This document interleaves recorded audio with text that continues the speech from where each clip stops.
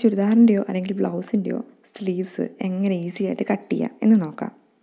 അതിന് വേണ്ടിയിട്ട് ഞാൻ എടുത്തിരിക്കുന്നത് പോളിക്കോട്ടൻ്റെ ഒരു മെറ്റീരിയലാണ് എടുത്തിരിക്കുന്നത്. അത് ഇതുപോലെ 4ആയിട്ട് മടക്കി വെച്ചിട്ടുണ്ട്. ഇപ്പോൾ നിങ്ങൾ കാണിച്ചിരിക്കുന്ന പോലെ 4ആയിട്ട് മടക്കി വെച്ചിട്ടുണ്ട്. അതിൻ്റെ മോൾ ഭാഗമാണ് കട്ട് ചെയ്യാത്ത ഭാഗവും താഴത്ത് ഒരു സൈഡ് കട്ട് ചെയ്ത ഭാഗവുമായിട്ടാണ് ഞാൻ മടക്കിയിരിക്കുന്നത്.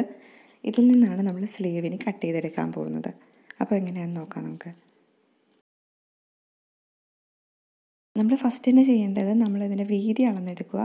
വീതി അളക്കുമ്പോൾ ശ്രദ്ധിക്കേണ്ട ഒരു കാര്യം, നമ്മൾ ആദ്യം നമ്മുടെ ആം ഹോൾ എത്രയാണെന്നൊരു മെഷർമെൻ്റ് എടുത്തിട്ട് ആ മെഷർമെൻറ്റിൻ്റെ ഹാഫായിട്ട് വേണം നമ്മുടെ ഇവിടെ സ്ലീവിൻ്റെ മെഷർമെൻറ്റ് എടുക്കാനായിട്ട്.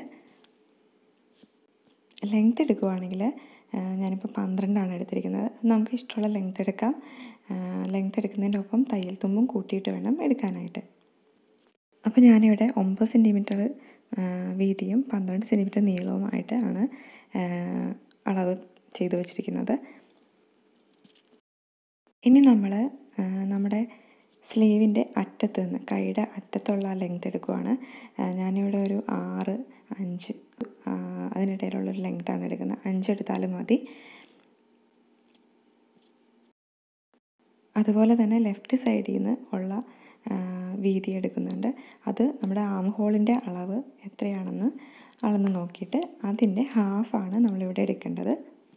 ഇപ്പോൾ ആം ഹോൾ ഒരു 15 ആണെങ്കിൽ ഒരു 7.5 എടുത്താൽ മതിയാവും.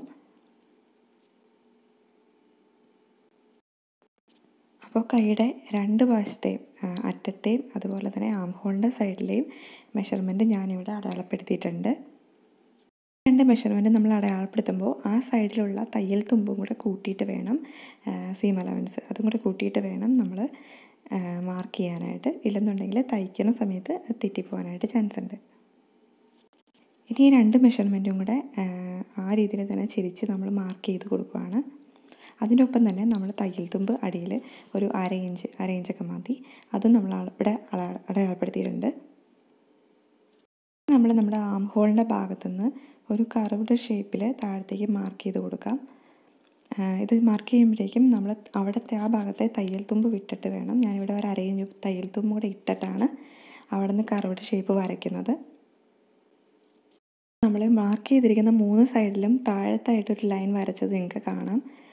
അത് സീം അലവൻസ് അല്ലെങ്കിൽ തയ്യൽ തുമ്പ് എടുത്ത് സെപ്പറേറ്റ് അടയാളപ്പെടുത്തി വെച്ചിരിക്കുന്നതാണ്.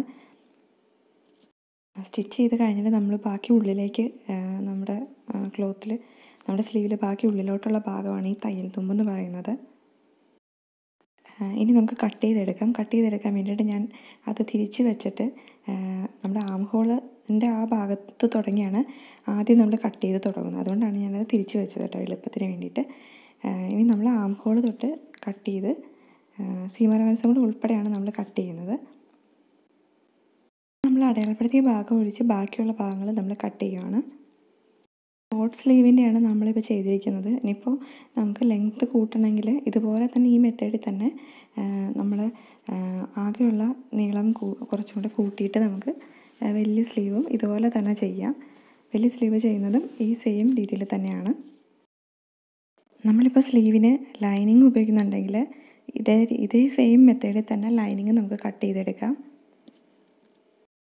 കൈയുടെ എൻഡ് ഭാഗത്ത് നമ്മൾ 2ആയിട്ട് മടക്കി അടിക്കണം. അതുകൊണ്ട് തന്നെ അവിടെ ഒരു എല്ലായിടത്തും 1/2 ഇഞ്ച് വെച്ചെടുക്കുമ്പോൾ സീം അലവൻസ് 1/2 ഇഞ്ച് വെച്ചെടുക്കുമ്പോൾ കൈയുടെ അറ്റത്ത് നമ്മൾ ഒരു 1 ഇഞ്ച് കൂട്ടിയിടുന്നത് നല്ലതാണ്. ഞാനിപ്പോൾ കട്ട് ചെയ്തത് ഞാൻ വിടർത്തിയിട്ടുണ്ട്. അപ്പോൾ ഈ ഒരു ഷേപ്പിലാണ് നമുക്കത് കിട്ടുക സ്ലീവ്.